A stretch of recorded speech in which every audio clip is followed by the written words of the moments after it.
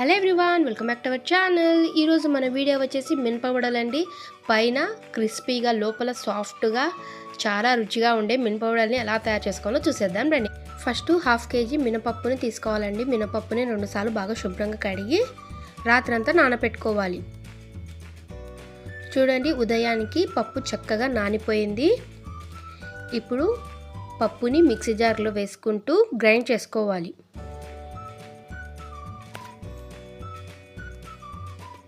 Mixie జార్లో పప్పు వేసిన తర్వాత కొన్ని వాటర్ వేసి గ్రైండ్ చేసుకోవాలి. కొంచెం బరకగానే గ్రైండ్ చేసుకోవాలండి. పూర్తిగా మెత్తగా గ్రైండ్ చేయవద్దు, క్రిస్పీగా రావు. పూర్తిగా గ్రైండ్ చేస్తే కొంచెం బరకగానే గ్రైండ్ చేసుకోవాలి.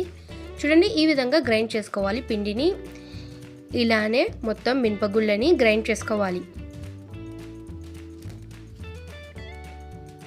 చూడండి, ఇలాగా మొత్తం పిండిని గ్రైండ్ చేసుకున్న తర్వాత వీడియోలో చూపిస్తున్న విధంగా బాగా కలుపుకోవాలి. ఇలాగా బాగా కలిపితే బాగా పిండి మొత్తం ఉబ్బుతుంది. మంచిగా ఫ్లఫీగా గారెలు అయితే వస్తాయండి, మంచిగా వస్తాయి. ఇలా చేస్తే ఇలాగా పిండిని బాగా కలుపుకోవాలి.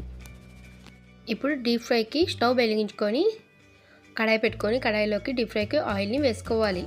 ఇప్పుడు పిండిలోకి రుచికి తగినంత ఉప్పు అలాగే కొద్దిగా వంట సోడాని వేసుకొని బాగా కలుపుకోవాలి.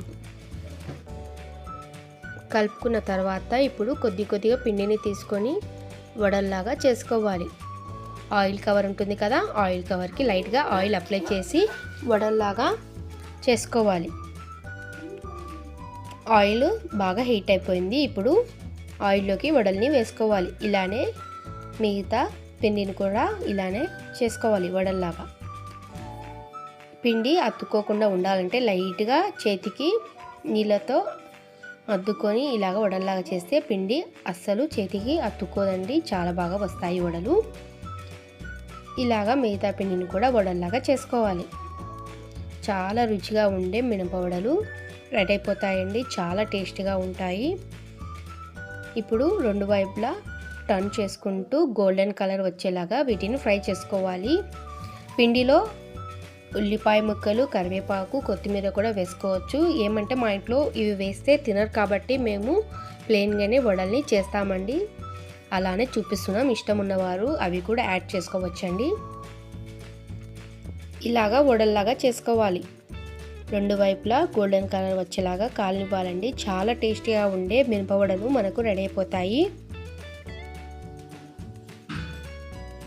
చూడండి, మంచిగా గోల్డెన్ కలర్లోకి అయితే వడలు వచ్చేసాయి. ఇప్పుడు ఒక ప్లేట్లోకి వీటిని తీసేసుకోవాలి.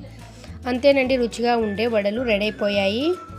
మీకు ఈ వీడియో నచ్చినట్లయితే మన ఛానల్ని లైక్ చేయండి, షేర్ చేయండి, అలాగే సబ్స్క్రైబ్ కూడా చేసుకోండి. మరికొన్ని వీడియోస్ చూడడానికి మా ఛానల్ని ఫాలో కండి. Thank you.